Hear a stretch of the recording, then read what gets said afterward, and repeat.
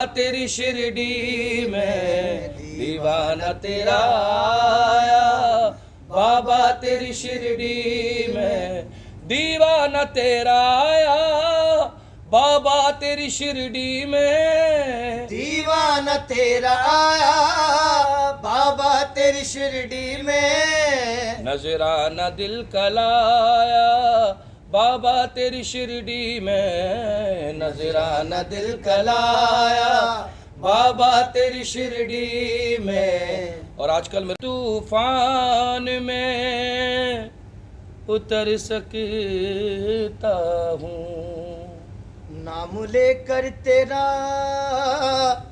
कुछ भी कर सकता हूँ। आज सजदे की लाज रख ले वरना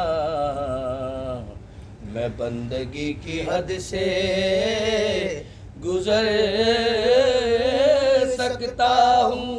सफेद लम्हों में रंग भर दे तू, जिस पे अपनी नजर कर दे तो प्यारा मुझसे खुदा का भी है, तुझे सलीका दुआ का भी है। और कर मेरी अर्जी पर बाकी सब तेरी मर्जी पर, ये गर्दिशें ये मुश्किलें तू नहीं आने दे ऐ वली नज़द अल्लाह ओ अली अल्लाह।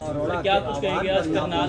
क्या कहना चाहेंगे सर? करनाल पहुंचे आज मुझे बड़ी खुशी है कि मैं सरजमीन पे बाबा की हाज़िरी आप सबका प्यार लेने आया हूँ। करनाल से मेरा काफ़ी पुराना रिश्ता है और मैंने काफ़ी यहाँ पर साई संध्या और भी प्रोग्राम्स किए हैं। पंकज अरोड़ा और जो हमारे भैया बैठे हैं, इन लोगों ने बड़ी मेहनत करी है मुझे यहाँ बुलाने में। इनका बहुत बड़ा हाथ है, बहुत बड़ा सहयोग है, क्योंकि आप सभी का प्यार, जितने प्रेस के लोग मुझे देख रहे हैं, जो मेरे चाहने वाले फैंस हैं, उन सभी से यही कहूँगा कि आज का ये जो दिन है आज का साई संध्या का गोल्डन मूवमेंट में हो रहा है, तो मैं चाहूँगा इसे गोल्डन मूवमेंट्स की तरह ही बनाया जाए और ये प्रोग्राम यादगार हो करनाल के लिए। यही सर पहले भी कभी करनाल में आके कोई ऐसा परफॉर्म किया? जी मैंने किए हैं। मैं यहाँ पर मंदिर में, बाबा का जो मंदिर है उसमें मैं आ चुका हूँ। स्थापना दिवस मैंने किया था और काफ़ी प्रोग्राम मैंने यहाँ किए हैं। अब मैं इतने सारे प्रोग्राम कर चुका हूँ, मेरे माइंड में नहीं है। आप तो ये बताएं कि आप सूफी गायक हैं, सूफी गायकी के क्षेत्र में जी आपके गुरु कौन? सर अगर गुरु की बात करें तो मेरा सबसे बड़ा गुरु मेरा साईं है, जिनसे मुझे बाबा का आशीर्वाद मुझे मिला। और मेरी पैदाइश मेरे फादर ने मुझे तालीम दी, जो मेरे उस्ताद रहे, जिन्होंने मुझे गायकी सिखाई। लेकिन दुनिया में जीने का सलीका मुझे साईं ने सिखाया। आज दुनिया मुझे जानती है तो साईं के नाम से जानती है। मेरे मालिक, मेरे अन्नदाता, मेरे उस्ताद, मेरे यानी मेरी ज़िंदगी का सरमाया, मेरी ज़िंदगी की सारी जो ताकत है वो सब साईं नाम है। आप अपनी सूफी गायकी में किसका अंदाज ज़्यादा इस्तेमाल करते हैं? अंदाज़ तो मेरा अपना खुद का है, लेकिन मैं सभी को फॉलो करता हूँ, सभी अच्छे आर्टिस्टों को मैं बहुत प्यार करता हूँ। और ज़्यादातर मैंने बचपन से सुना अपने इंडियन जो आर्टिस्ट हैं जागरण लाइन में, पापा जी चंचल जी को मैंने बहुत सुना और मैं उनको बहुत लाइक करता था।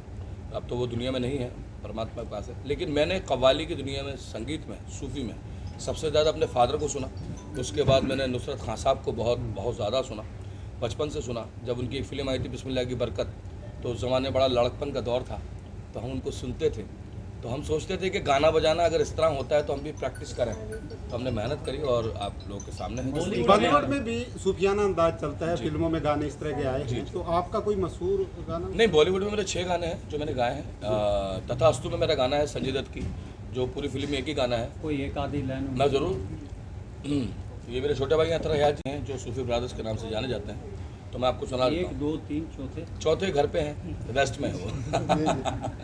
एक का घर में रहना जरूरी भी है आजकल, तो मैं सुना देता हूँ। तूफान में उतर सकता हूँ, नाम लेकर तेरा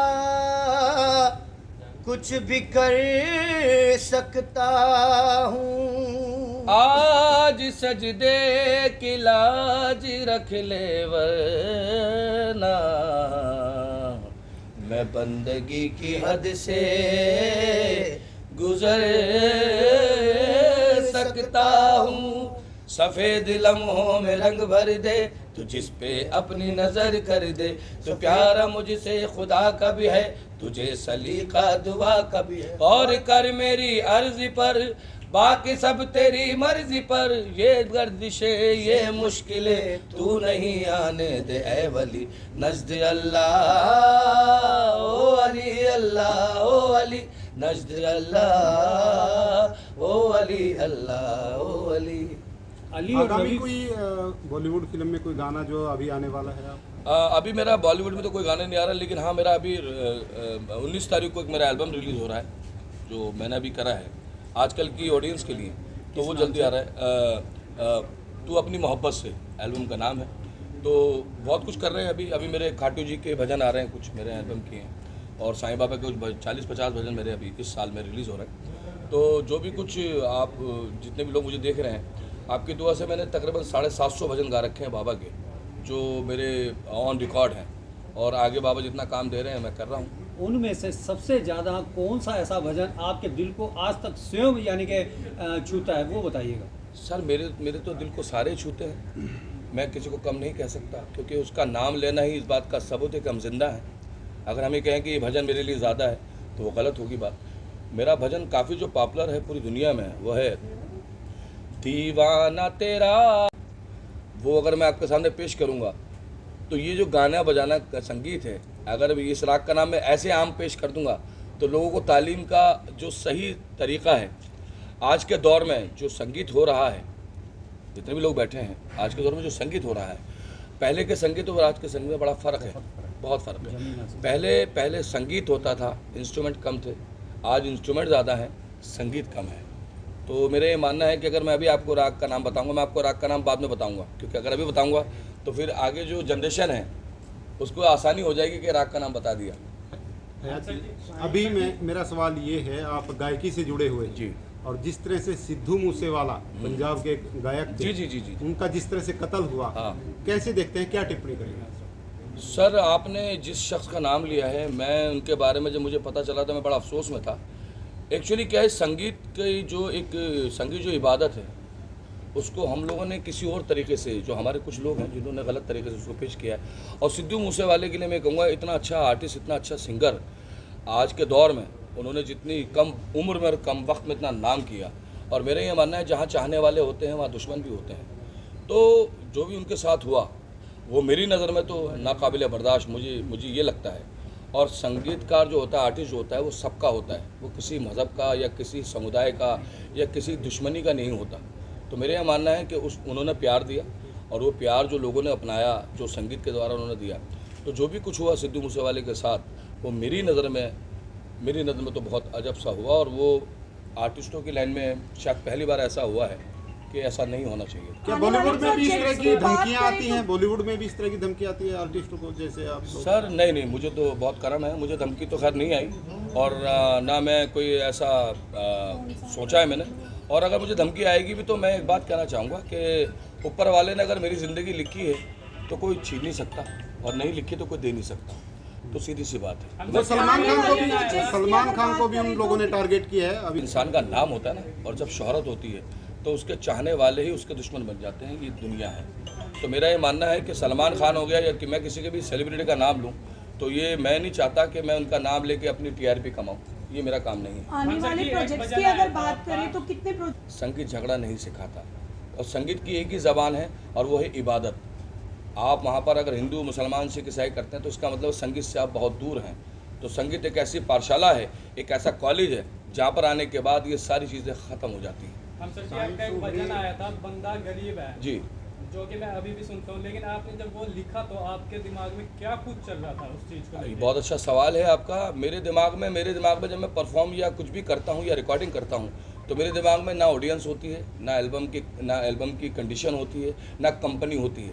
मेरे जहन में वो साईं होता है जिसके लिए मैं गाता हूँ, और मेरे जहन में जब साईं होता है तो मुझे नहीं पता वो मुझसे क्या काम कराता है, बस इससे बड़ी कितने समय से साईं बाबा? सर हयात ब्रदर्स, इस्लामी ब्रदर्स।